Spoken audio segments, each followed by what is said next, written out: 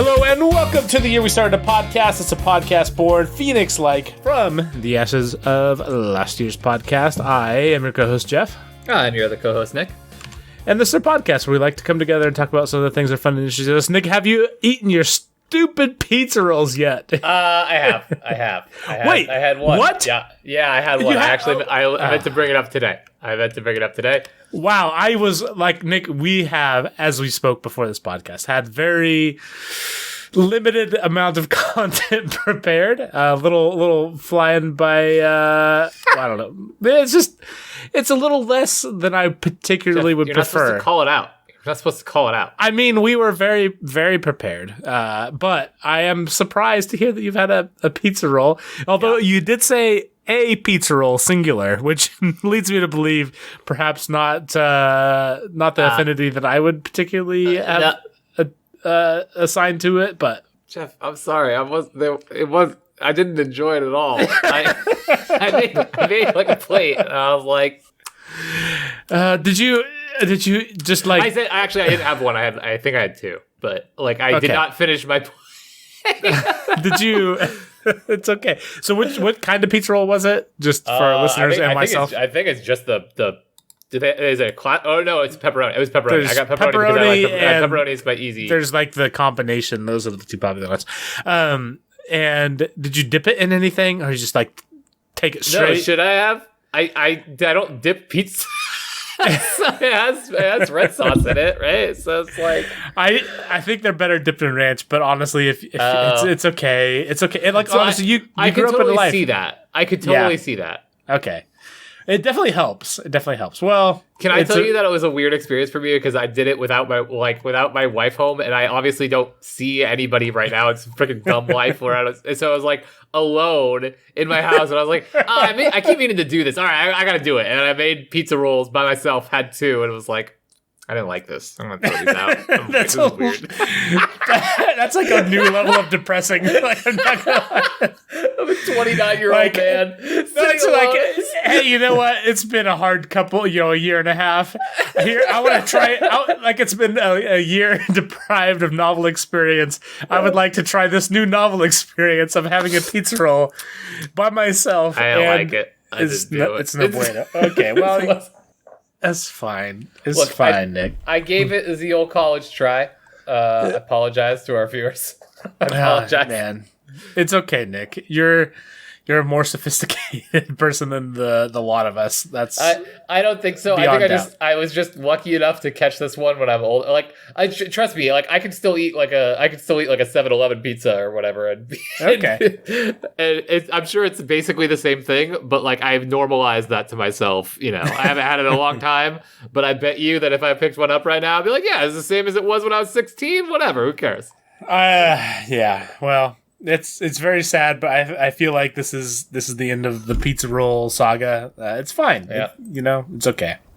We all got to move along. We all got to move along, including this podcast. Nick, we talked, I think even in our very first episode of my intake of podcasts as a thing that I have ramped up over the past, I don't know, it's probably been 3-4 years where I've really started listening to more and more. I had a couple backlogs of podcasts that I was catching up on. I did. And I done caught up on everything. And that left an interesting void, Nick. Oh, yeah. And I don't know why I said, oh yeah, like I didn't know this. We already talked about this. Yes, because here's what happened is I got to the point where it happened very slowly and then all at once, as many things do in life. I caught up finally on many a backlog, and I finally got to the point where I really was only listening to things that were freshly coming out. And there was a very, very short time, I would say about half a week, where I only listened to like new podcasts as they got released. But that lasted very shortly, and I realized quickly that I needed to have something else. Because again, like I said, like we talked about this early on, like I joke about it, but it's a real thing. Like I can't, if I'm tasked with taking out the trash at night, like I'm not going to be without something to listen to as I do it. Exactly. That is how the 21st century. I've said it before, but I will not be alone with my thoughts. Okay, it's Exactly. the most terrifying thing. Hey Nick, you know what? A high five. Good job at remembering how you responded to that originally half a year ago, or almost a year ago now. Almost. I knew that I wanted to do something else other than just get addicted to whatever other podcast there was, and so I wanted to get back into reading, and by reading I mean listening, but same idea, I guess. I did read a little bit when we were doing this, but I guess before we dive into this, do you feel like you get the same experience reading a book physically versus listening to a book, or do you feel differently than that? Different, but I can't quantify it. Like if I have a better comprehension or not. I would think that I would have better comprehension reading than listening. But to an audiobook.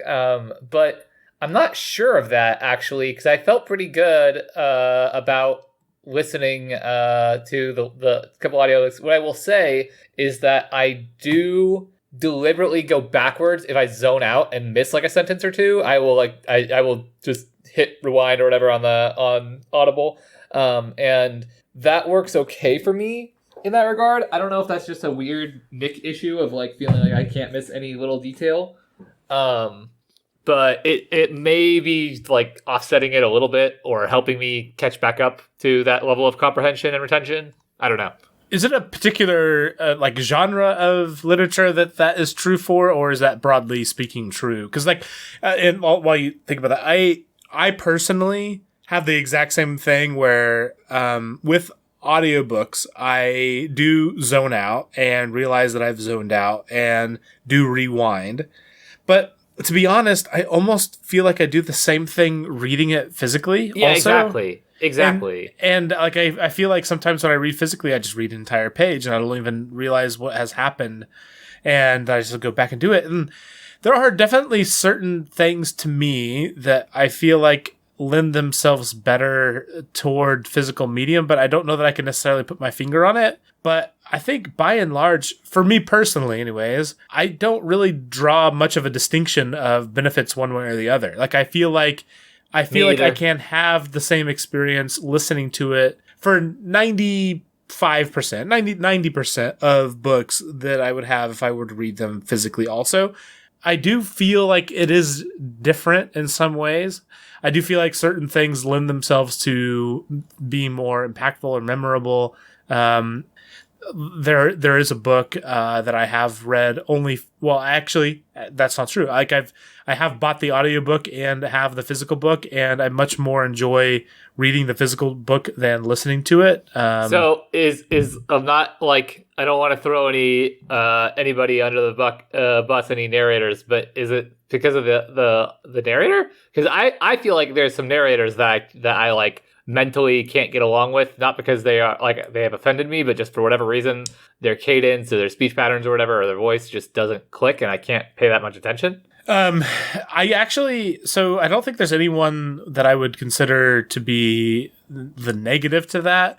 There are actually, probably, this is probably opposite of what you're trying to say, but, there's a particular book, which we'll talk about later, but The Brief History of Nearly Everything by Bill Bryson is narrated by a guy who I should probably Google real quick. Actually, I'll just look at my phone. Well, now he's talking very fast. Hold on. It's read by Richard Matthews, and I've never felt this way before, but like I haven't done this yet, but I very well may. I almost Googled just books that he narrates because he's so good. Like I love how he does that book.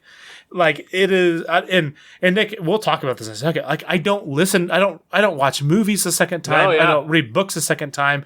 I've listened to the vast majority of this book for a second time, mostly because of how good he narrates this book. So. Right. I'm not sure that I would necessarily be turned off. I mean, there's definitely obviously there's a threshold to all these absolutes that I'm saying, but like I don't think it would necessarily be that I'd be turned off from it, but it would be more like I definitely can get more engaged if the narrator is particularly good at the audiobook. No, I completely agree with that. Do you remember? I guess 2 years ago now. Geez, I had a period of time where I think this is when I started listening to the podcast that you recommended to me.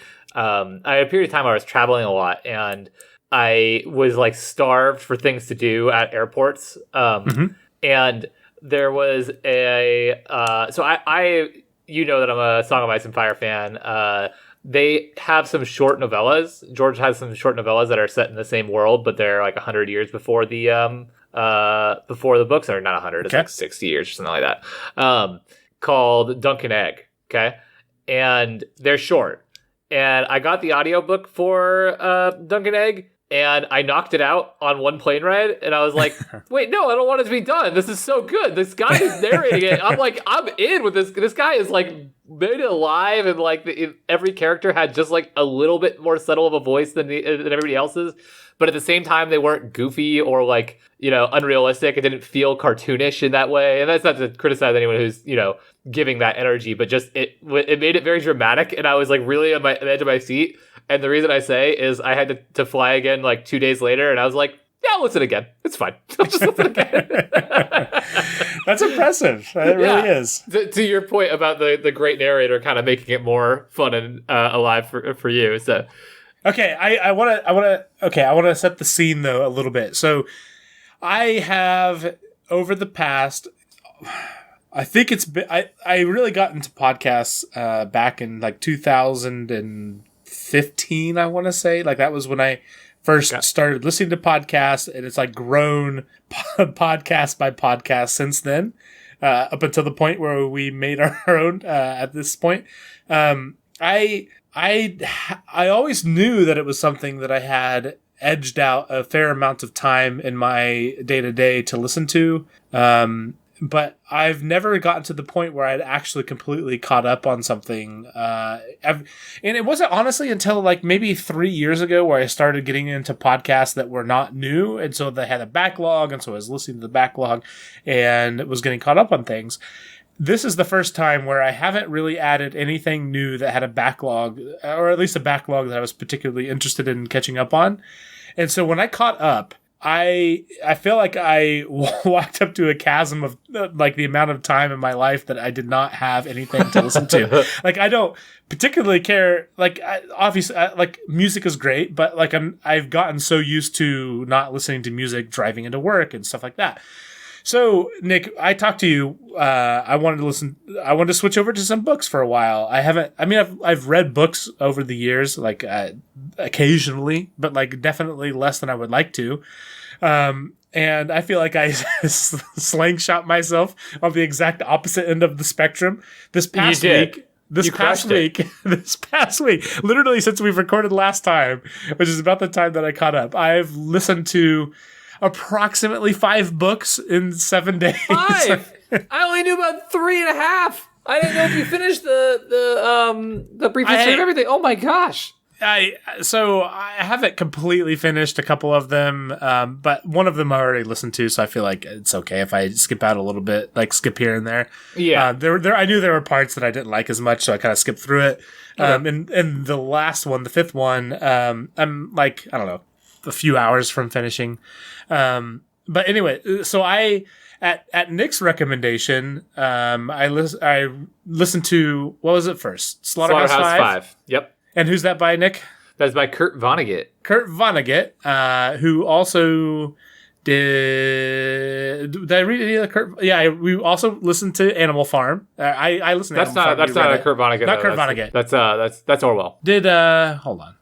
Vonnegut's written a bunch of other stuff, but I don't think that we talked about any of his other work. I don't think I've actually that was the only Vonnegut one that we listened to. Yes. Or read. Okay. So Slaughterhouse 5 was Vonnegut. And then Orwell, which was Animal Farm in 1984. Listened to both of those. I only listened to Animal Farm. I didn't find enough time for 5 books this last week.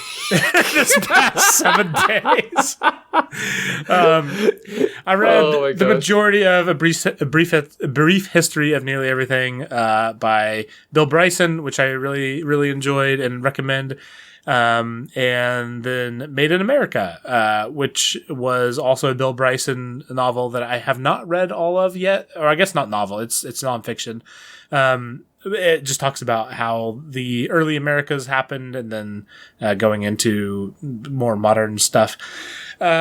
And I'll tell you, what I'm going to dive into after all this, Nick, is I'm going to reread with my brother, who has not read this before, Hitchhiker's Guide to the Universe. Have you read any of the Hitchhiker's Guide stuff? I have. I've only read the first one, but I love the first one. You've only read the first one? Okay, Nick, you need to go through this. Like, I also have, I think I've read like 3 of them. I don't know how many there are. I do genuinely, like, I adore the first book in that series. It's so fun. Douglas Adams is flipping the best. I loved how he writes so much. And I love the idea of going through this with somebody who hasn't read it before, really, but I also want to dive. I don't think I've ever actually focused in and read through the entire series. And now that I apparently can go through 5 books a week, I feel like I can maybe make it through. So that's what we're going to listen to next. But, Nick, of those 5, so Made in America, Brief History of Nearly Everything, Animal Farm, 1984, Slaughterhouse-Five, you've read a handful of those. Any of them that you particularly found worth talking about on here? Or let's talk about the 2 that I just read too. So I didn't listen to 1984 with you this time. I've read it twice before in my life, but it has been a while. But actually, hold on. Before we dive into this, the reason for me picking many of these they were things that I have had as things that I know that any person that considers themselves to be well read should have read at this point in their lives. Honestly, probably a decade before, and I just, for whatever reason, have never got around to it, and I feel like, I've caught up on all these podcasts, and I have a lot of time that apparently that I can spend catching up on this stuff.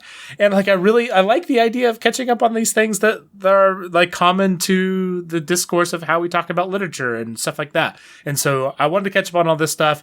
I really, really enjoyed both Slaughterhouse-Five and Animal Farm in 1984 and the other things I talked about. But anyways, Nick, Slaughterhouse-Five, Animal Farm, takeaways, they're kind of similar, right? Yeah, and they're very concerned with a similar time period, right? They're both, Slaughterhouse-Five isn't explicitly concerned with World War II, and in fact, World War II is kind of like the back burner of the idea of it. It's not like really central to it, but it is concerned with early 20th century Europe, and Slaughterhouse-Five takes a lot of time where our boy Billy Pilgrim is fighting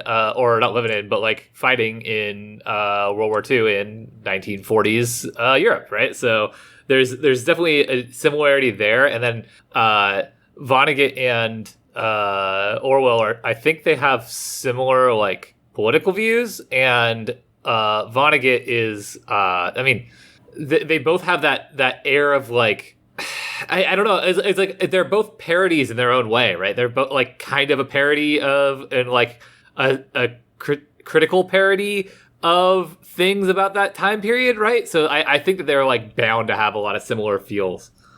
So let's talk about Slaughterhouse-Five here for a second. So yes, a couple thoughts. One, Kurt Vonnegut writes this in a way that definitely sounds like it's supposed to be an anti-war novel. And by all accounts, I mean, that is what it is.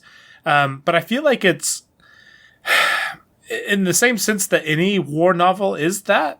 I don't know exactly how to put that into words, but I don't know that you'll ever find a soldier who lived through World War II and like really saw some bad things in World War II and was like stoked about it. Right? That's what I mean. Like it is anti-war, quote unquote, in the sense that like, yeah, war sucked so bad and traumatized people beyond recognition, and I don't really know exactly how to say it, but like I don't feel like it was more anti-war than any war novel is in this, right? Like, because it is horrifying. Like the whole. I mean, maybe there were certain points that were commentary that are nuanced to specifically that novel, but like to me, it felt like it was just talking about war, and war by and large sucks. Like there's Right. just like it is traumatizing. It is terrible. And I particularly found the way that the novel is written to be memorable in a sense that very few novels stick to. Like the what I'm getting at is the tone of the novel is like kind of detached from the tragedy of war and the tragedy of suffering. Am I crazy in that it feels like a third body, like you're like having an out of body experience? That is Billy the perfect. Pilgrim? That is a perfect way to state that. It is you're talking about all these things as if they are matter of fact, and anytime that there is suffering or death or etc., it's just the what has happened is stated very matter of factly, and is followed by so it goes. Right. It's bizarre. The prose of it is so bizarre because it's not what we're used to in terms of, and I'm sure it's intentional in that way. But the prose we're so used to, a fellow soldier dying in arms and it being like this brutal scene or this touching, heart wrenching scene, and instead and the Germans shot the 2 scouts in the back of the head. So it goes. And it's just that's it. It's just like a blank statement of fact. It's like did you read this or listen to it? I listened to almost all of it. I read maybe like 50 pages of it. It is, man. I tell you what, the listening to this book was, I think, the best way to experience it, because I feel like if you were to read it, you can gloss over the so it goes more so than if you maybe, and this is maybe not true because I didn't read it actually, but I just listened to it. But I felt like it was very impactful hearing this terrible explanation of the things that had happened, and then just casually going over so it goes. Yeah, I definitely feel like it enhanced it. Like, I mean, I definitely didn't get the effect that you're looking for is certainly there in the novel form, but I don't feel like it was taken away from, or if anything, is probably enhanced by the audio form. Let's pop over to 1984. I really, really, really enjoyed that book. I know you haven't reread it recently, but it is, by my estimate, one of the most concerning dystopia novels that I've read in a long time. Yeah, because I feel like how accurate it is for very many countries in our world today, and how terrifying that sort of thing is, and is honestly probably more possible today than it was back in the late 40s when it was written by Orwell. Like, I feel like today is much more easily done to manipulate public opinion and information and etc. I mean, we see that happening in numerous countries right now, where dictators are being propped up and ideologies preserved and etc. Like, that was like, it obviously was something that was concerning back then, enough so to write about, but 100%. Now feels like, my gosh, like it is chillingly accurate, some of the things that happen in that book. I don't know. I wanted to just quickly touch on that. No, that's perfectly fair. And I mean, so my English professor in college, when I first went and I talked about this book, and one of the things she said that like I still remember to this day is that you have to imagine that that Orwell was imagining technological advances that dictators would use specifically for the like suppression of information, for the ability to distribute propaganda and agitprop more effectively, to control the masses and monitor the masses better. And all of his estimations were below what just naturally happened, which is a terrifying thing. I mean, like, it's not perfectly true. We don't have cameras in everybody's homes watching every corner of every room, but like we could. Almost worse than that, though. Yeah, we could. They could. Like, it could happen. Like, dude, I know that, like, covering your laptop camera is more about like hackers than it is about the government. But like, dude, every laptop comes with a webcam. Every single one. I have 3 webcams in this room with me right now. Well, and Nick, like, I would say that doesn't even matter. Like, you don't need video. That is so, like, that is 1950s speaking, like through like how that lens, like through that lens is how that matters. Like today, Nick, they don't give a flip what you are doing, like visually. Like they have your search data. Like I don't want to get too conspiracy theory sounding, but like you can build fantastic models that are very attention grabbing without seeing the person at all. Like that's 100%. not required 100%. at all. Like it used to, like people used to think like you'd have to have your voice recorded and your video recorded in order for them to be able to take advantage of that. That's not the case. Like just how you use your smartphone is plenty good. Like you can be plenty taken advantage of by advertising or other influential things without having to, see what you're doing for 95% of your room, as is in the case of 1984. But yeah, I don't. Anyways, you had thoughts. Agree. You had thoughts on Animal Farm. This is a very short book. Yes, I really enjoyed rereading it with a better understanding of Russian history. I have a better framework for Tsarist Russia, pre-World War I and pre-Russian Revolution than I did before. And I know that like the period of Animal Farm, which takes place like ostensibly in Tsarist Russia, is very short, but it's like it's actually like a really, really good comparison that the animals compared to the owner of the home, where the Tsarist the Tsar Nicholas and his forebears were just like incredibly exploitative of the working class and peasant class and whatever else of Russia, and just completely unconcerned with their well-being. There's a lot of. Can we pause just for a second and can you explain like the structure of the book? Because I feel like when you hear these sorts of things, like you hear Animal Farm, and that sounds like a catchy title to a novel that's about, just normal stuff, but like is about like, but in this case, it is not just a catchy title to a book. It is about Animal Farm. Absolutely. Like that is the structure of the narrative. Right. So the book is about a farm of animals, and like it's taking place from the perspective of the animals. The animals are sentient and can communicate and all that good stuff. And the animals are a metaphor for the people of Russia during, slightly before, and after the Russian Revolution in 1918. And they are live on this farm where they are, milked and slaughtered and bred and whatever, and worked on this farm, whether they're a horse, pig, cow, or whatever, for a farmer named Farmer Jones. And Farmer Jones is representing the Tsar of Russia at the time, who is like one of those, like the way that we look back and we're like, oh God, no wonder France overthrew its monarchy. It's the same thing with Tsarist Russia. They're just wildly out of control monarchy. So the Russian Revolution happens, and in the same way, the animals take control of the farm. They take the control of the farm, and then things degrade gradually and terribly from there to a scenario where essentially things are the same or worse as they were under Farmer Jones. I was going to say Farmer Nicholas, like Tsar Nicholas. Farmer Nicholas. Farmer Nicholas. Wait, that's me. Oh no. Oh no.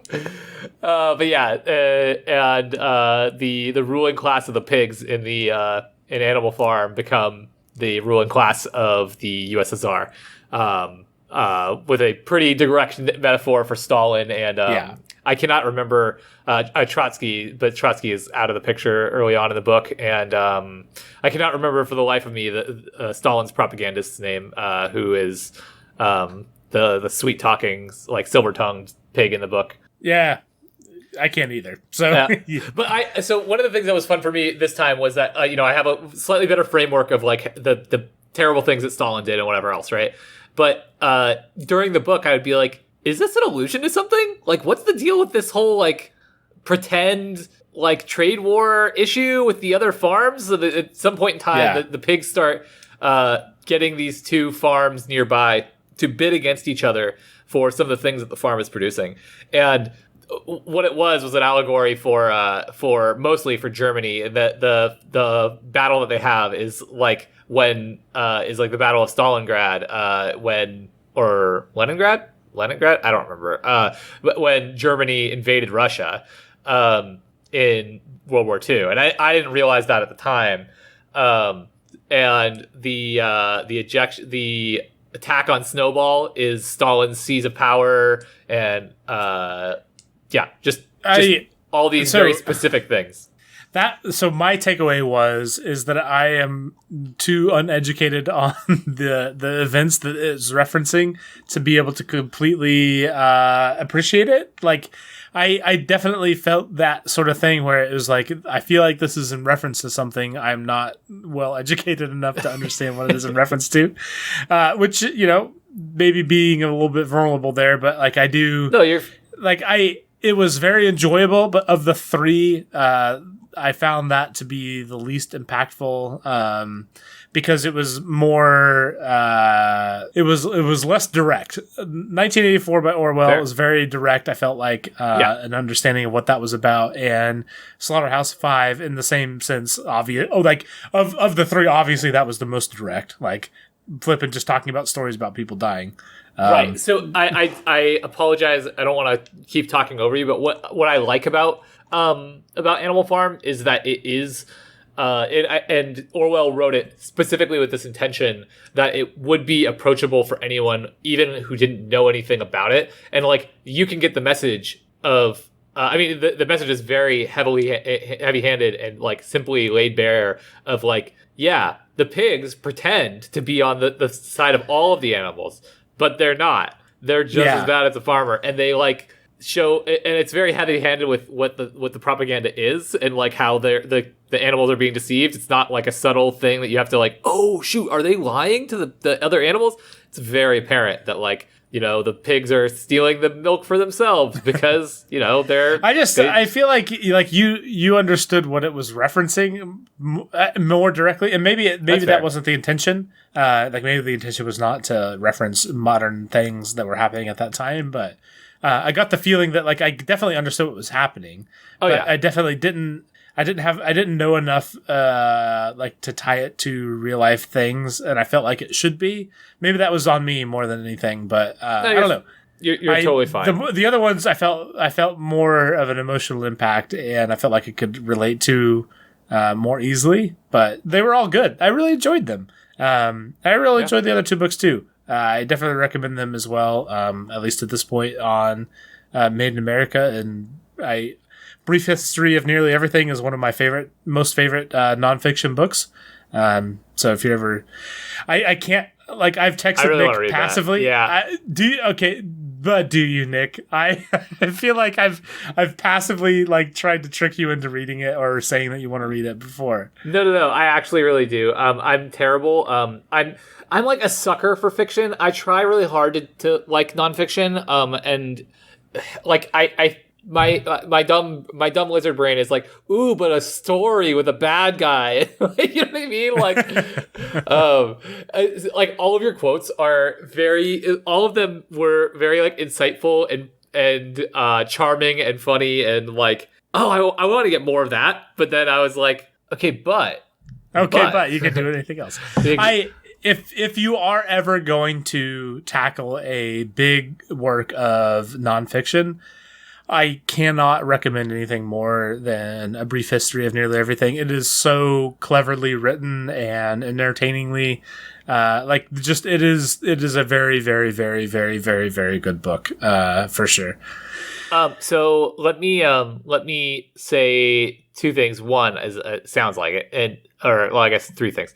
Two, of the books we've talked about, I'd say Animal Farm is the least compelling, but it's very interesting to kind of see direct comparisons to things that happened, because I think that sometimes European history for us Americans and history around World War One and Two are very like, they're hard to parse, and Animal Farm makes it easy. It's just like, yeah, these guys took power, and the last guy was bad, and so were they. And it's good in that way, and that is very approachable. But I would say it's probably the least compelling of the books that we've talked about. And the last thing is, have you read The Remains of the Day? No, I have not. Oh, that's another World War II book you got to read. But it's not at all in the same line as these books. What is it called? It's called The Remains of the Day. It's won a lot of awards. It's won like a Booker Award. And it's ostensibly sort of about post World War II Britain. It's from the perspective of a butler from who worked in a house of I think he's a lord. It's been a while since I read that as well. Not as long as since 1984, but that is a great book. That is not that long. I think it's 300, 400 pages, somewhere in that range. That if you need something after you get started with Hitchhiker's Guide, it is touching, and you'll love it because there's a lot of fatherhood themes in there, but not it. And like, I know that you will appreciate it as a father. You know what I mean? Yeah. The Remains of the Day. Let me make sure that it is an Audible thing. I'm sure it is. Has to be. Oops, I bought it. Okay, good. Oops, you bought it. Oops, I bought it. And apparently, how I have to do this, I've also bought 2 other books that I have not actually bought yet. Thanks, Audible. But no, yeah, like I like that. That sounds right up my alley of the things that I've done recently. So, yeah, Nick, really briefly, because I don't know exactly how much of that we will keep in, because people can only listen to us talk about books that we've read recently for so long. That's fair. This is our book club podcast. I'm sorry. This is a book club podcast brought to you by Audible.com. Audible.com. Please sponsor us. Please give me money. Yeah, Audible. Come on now. I've given you money right here during the podcast. Even just free credits, please. I could use the credits. Give me the credits. I wanted to talk about one of my favorite things from listening to Bill Bryson's book, Brief History of Everything, back when I originally done it and got reminded of when I listened to it a second time, which is there is a guy back in it was like 1990s or 1980s where he was one of the first people to really get into spotting supernovas. This was actually a thing that I was considering being a main topic. I just didn't really feel like I had enough meat on the bones to be a main topic. Do you know what a supernova is, Nick? Could you give a definition? Nope, definitely not. So a supernova is when a star is in its last days and collapsing upon itself, and it explodes in very spectacular fashion. And prior to the late 1990s or early 2000s, the only way that people could recognize that was happening was by mapping out all the stars and how bright they were, and then going over the skies by hand and seeing what had changed and see if there's anything more bright than what had originally happened. Okay. And I say that to say it definitely was a thing that people would document on paper and stuff like that. But by and large, the supernovas were detected by people that regularly looked at the sky and realized that something had changed, which I think was really interesting. Just to know that people knew the sky so well, knew galaxies that were, millions of light years away or whatever. They knew them so well that they would be able to recognize hey, that star is much, much brighter than it was last time I looked at this, a week ago or a month ago or whatever. So that's how detecting supernovas were back in the 80s and early 90s. Okay. Pretty crazy. Yeah. What I really, really liked was because Nick, you and I, we both like sports, right?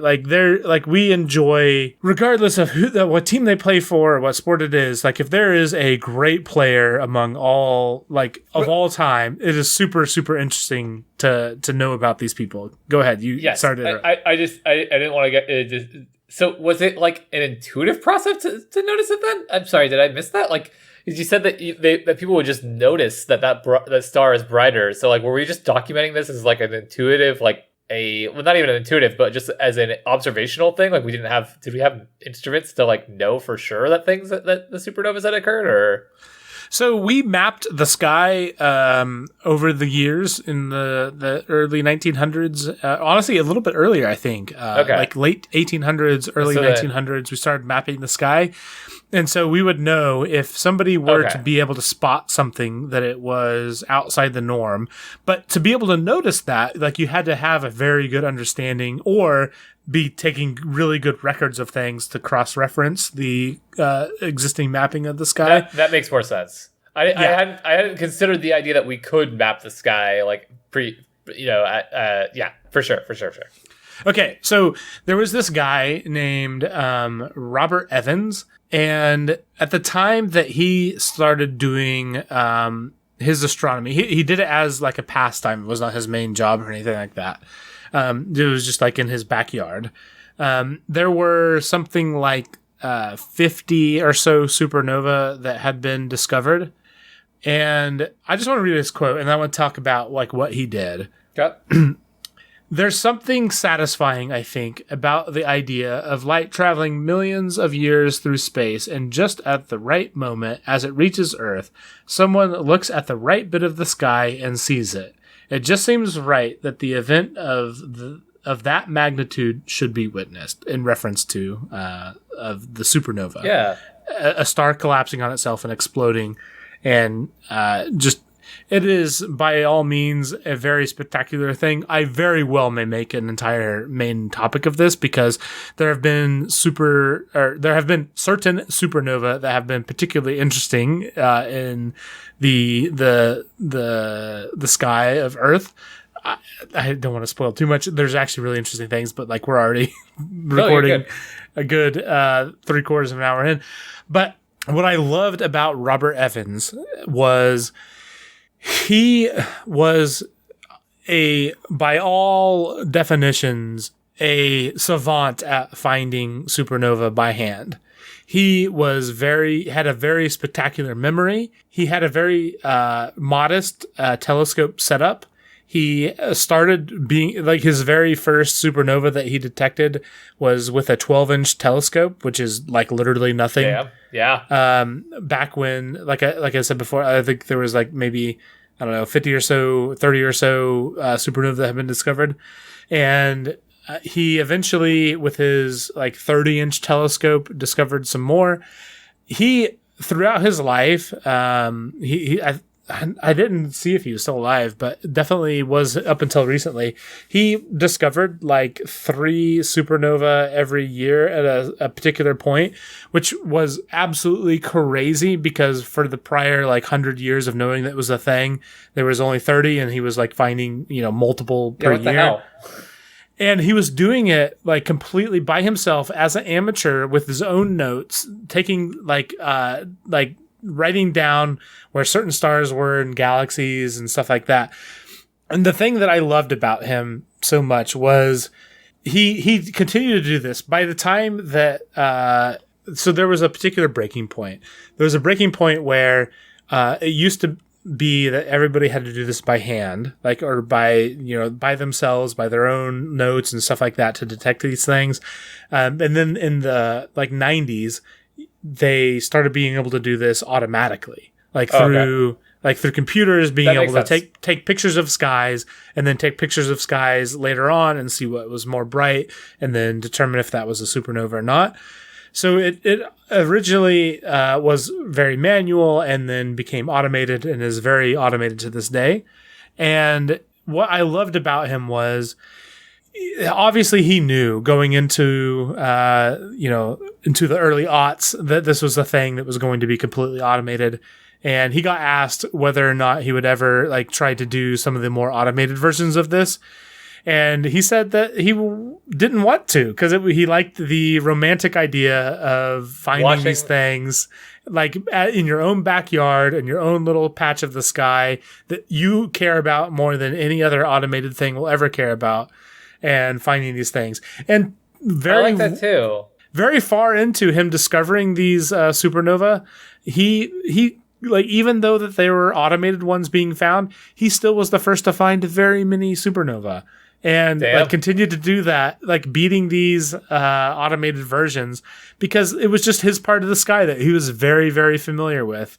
and continued to be a person who discovered all these things. It was a very heartwarming thing because it's very cool. Like, this is it's a very, very special thing in the universe to happen. Like, again, if I talk about an entire episode, it could be an entire episode that we talk about supernova stuff, but the rarity that is and how good he was at finding them, he found in his lifetime, like, just an astronomical number compared to anybody else by hand. Like, probably, I don't know the actual numbers here, but I think he's found like 70 or 80 of these by hand. And Damn. there have been like probably 5 is the most of any other person by hand of the entirety of history. That's crazy. He is just, and again, as a amateur astronomer, to be able to find all these things, it's just so crazy. I loved it. It was so cool. That's a really, really cool, like, it's a really cool corner of the world and niche for himself that he's carved out, because I that's what I'm saying is, like, not that's what I'm saying, but that's something that I really appreciate and love, and that I think we forget about sometimes, that a lot of people are engaged in stuff. Like, we have such a specialized, wide-reaching society that we have a lot of people doing work that very few people might even know about or understand or care about. And, like, the way that I understand it now, after just like a 10-minute, 5-minute explanation from you, is still nothing compared to him, who knows his section of the sky so well that he can document, supernovas. Right. It's crazy. An automated system. That's and, really, like, cool, man. Can catch them by eye. Like he just realizes, like, oh, I've looked at this, 100 times, and now I realize that this thing is here. He's like yelling into his wife, like, Linda, it's way too bright. It's way too bright. No, it's incredibly special, incredibly heartwarming, and having read all these books, this was my favorite, like, takeaway from the real world of, like, man, like, this guy is, like, the most heartwarming dude, like, just doing science as an amateur better than what automated things can do. And for the love of it. He doesn't have to. For the love of it, exactly. It's for nothing. Yeah. It's probably completely monetarily just nothing for him. But he just loves doing it. And what a cool science thing. Because it is exceedingly rare, even with automated technology. That's really cool. That's really, really cool. Jeff, what's your opinion on light bulbs? 10 out of 10 fan. 10 out of 10 fan. I do like. I'll tell you what. I know this is probably not where you wanted to start with. We have moved 2 times in the past 5 years, and here's what I have decided that I like about moving is the opportunity to replace every light bulb in my house with the brightest version of itself possible. Like, I mean, within reason, obviously you can buy more, but, like, I love, so we have had some stuff in our storage room where we've had to do some work, and I got so annoyed by the old light bulbs that we had that were probably like 60 watt terrible whatever light bulbs, and I went to our local big box store and bought some very bright versions of, like, LED spread lights, and it, like, literally turned that thing into a theater. And it's kind of crazy when you put in, like, new bright LEDs, right?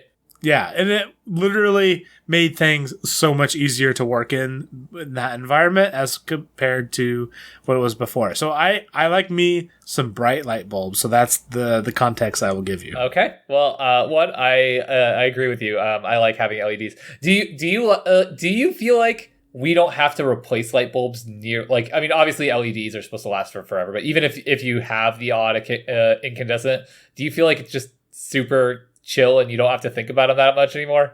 Yeah, honestly, I don't even think I have incandescent bulbs anymore. I think they're all LEDs, and I don't know. The only time that I've ever replaced a light bulb in probably the last 5 years is replacing incandescent bulbs with LEDs. So, yeah. Like, that's not it is a one-time replacement, at least at this point in my life. Yep. Okay. So, we could actually do a podcast topic just on the weirdness of the light bulb industry and the freakouts as LEDs became popular, because they're supposed to be like, read a quote in this whole thing about how LEDs were going to be the first consumer product that was a one-time purchase. And anyways, let's not do that. Not because it's not a worthwhile topic or we should avoid it or anything like that. But I have stuff about old light bulb technology stuff that I think is really interesting, and it's not really about technology. Jeff, have you heard of the Phoebus Cartel? I have not heard of that. What is that? So the Phoebus Cartel was a group of light bulb manufacturing companies that basically I believe at this time cartel did not have the giant negative stigma that it has now, but in 1925 a bunch of big name light bulb manufacturing and electric manufacturing companies, Osram, General Electric, Associated Electrical Industries, and Philips, and others. Heard of them? Yep. As global distribution of products was becoming more and more normal in the 20s and the early 1900s in general, as these companies were starting to compete with each other on international lines, these companies came together to basically collude to fix markets and to influence the light bulb manufacturing or the light bulb industry for their increased profits and benefits. And they called themselves the Phoebus Cartel, which I think is just like, to me, it was like, when I read about it, I was like, is there seriously like a nefarious light bulb gang? What is that? But yeah, so back in the 1920s, there was a group of light bulb manufacturers that were hell-bent on conspiring together to increase their own profits by staying out of each other's territory and dividing up the world into their own markets so that they didn't have to let me find the exact quote here for it. Organizations coordinated the trading of patents and market penetration. Increasing international competition led to negotiations between all the major companies to control and restrict their respective activities in order not to interfere in each other's spheres. Like any good monopoly. Like any good monopoly. Yeah, these were all trusts, or not all, but like so many of them were trusts that were eventually. Sure. Yeah. The reason that I find this very interesting is that someone brought this up to me recently, that or not brought it up to me specifically, but I heard about this thing recently. How long do you think? Or not how long do you think? I'm sorry, Jeff. I didn't know. I wasn't sure I was going to do good with this topic. Give me a second to figure out how to word this. Hey, you know what? I ask you questions that you have no business knowing any respectable answer to all the time. And during the edit, I always feel so bad. Like, why would I even ask you this question? Like, there's a 0% chance that you would have any respectable answer to give. Well, sorry. I appreciate that, but I think it's natural. I'm very sorry. I think it's like our way of trying to rope each other in, but you're fine. That's fair. Rope me in, Nick. Okay. So the reason I brought up earlier about how infrequently you have to change light bulbs, and I also agree with you, like swapping to LEDs just fixes the problem. But even that withstanding, I feel like I, as an adult, don't have to change light bulbs at all, whereas as a teenager, I felt like I had to change light bulbs all the time because parents just had me do it because I was the boy, right? So as you should, yeah. You know, that's the gender norm that they were really, really striving for. You know what? Yeah, of all the things we have to fight against these days, yeah, it's you get up on the step ladder. You're the boy. All right, but the reason I say this is that this cartel instituted a thing that we've talked about before on this, but they instituted maybe the first instance of it, of planned obsolescence, Jeff, which I know you are really a big fan of. Oh yeah, super big fan. We definitely have talked about this. I feel like just not necessarily in this context, but planned obsolescence. 0 out of 10 for Jeff's opinions. I want to give our listeners who maybe aren't as much of nerds. I don't even know if that's a nerd only topic at all. I'm just out of touch. But anybody who hasn't heard of planned obsolescence, a brief overview of what it is. Yeah, I would happily do that. It's where you have a thing that can last for a very long time, such as let's consider. Let me pick a light bulb, and it would be able to be something that would last a very, very long time, but that would be very profit prohibitive, and so you would be much more likely to come up with an object that definitely solved the problem, but only for a limited amount of time. And therefore it could be resold and so on, and you make money for forever. Yep, that is exactly right. I won't belabor this super hard because I know we've already kind of gone longer with our earlier stuff.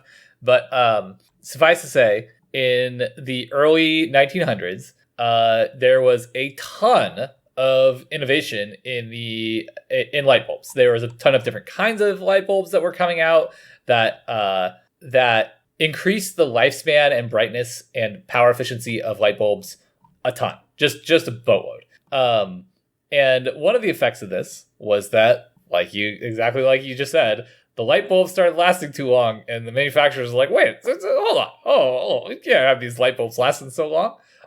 They'll freaking." We will never be able to resell them a new light bulb. We'll never be able to sell them a new light bulb. So, the Phoebus cartel basically got together and decided, like, hey, we are gonna stop this. We're gonna stop development of it. We're gonna dial back how long our light bulbs will last. In 1925. Light bulbs were lasting on average from all major manufacturers that were listed in here at somewhere in the range of about 2,500 hours for an average light bulb, which to me sounds like a lot for a light bulb in the early 1900s. Like, that seems disproportionately high to me. And so the Phoebus cartel conspired to illegally, criminally dial back production of the output of these light bulbs to an average lifespan of about 1,000 hours. Let me read you a couple quotes from this article that I was reading about it. The details of this effort have been very slow to emerge. In the archives, we found meticulous correspondence between the cartel's factories and laboratories, which were researching how to modify the filament and other measures to shorten the lifespan of their bulbs. They didn't just want to make bad products. They wanted to have excuses for why they were making bad products. But each factory bound by the cartel agreement, and there were hundreds, including GE's numerous licensees throughout the world, had to regularly send samples of its bulb to a central testing laboratory in Switzerland. There, the bulbs were thoroughly vetted against the cartel standards. If any factory submitted bulbs lasting longer or shorter than the regulated lifespan for its type, the factory was obliged to pay a fine. Jeff, I want to show you a picture here real quick. Or actually two pictures, sorry. Head on over to chat here. Okay, we can do that. Yeah. By the way, I just while you're pasting this into Discord, I actually know a lot about this topic, and I'm very excited to talk to you about a couple things. Dude, yeah. Let me into your world. No, not yet. Okay. I wanna hear it. Okay. So these are two images from from a Phoebus cartel. I've seen these. Wait, you have? No, I don't know that I don't know that I have seen these. This is very interesting. These are two images from a Phoebus cartel lab where they were testing and ensuring that their light bulbs were all living up to a low enough standard. Jeff, think about how much resources went into this to make these products worse. These people ran companies where they were objectively spending money and coordinating to make their products worse together. This is the stupidest thing. This is the dumbest, lowest level criminal nonsense I can even imagine. It's the stupidest thing. And it's the dumb... Yeah. It really, really is. Here's and maybe this is where you're going. Yeah. Have you seen this graph before? No. For our listeners, this is the cost of lighting over time. During the same period where we figured out how to make it extremely more efficient. Oh, jeez. I'll let you know that's the cost that it was to do it, not what we actually charged people. That's, yeah, go ahead. I'll just for the people listening at home, it went from around 10,000 pounds To like nothing. Honestly, quite honestly, the answer is nothing. It went from 10,000 pounds to nothing, but we still certainly found ways to monetize it. Yep, that's per million lumen hours in this thing. But basically, I mean, a million lumen hours is a long ass. That's a lot of electricity. Yeah, and Nick, if you look at that is the logarithmic graph I sent you. If you look at the actual like raw numbers, here's what it looks like. It is even more dramatic. I was gonna say stand by, podcast listeners.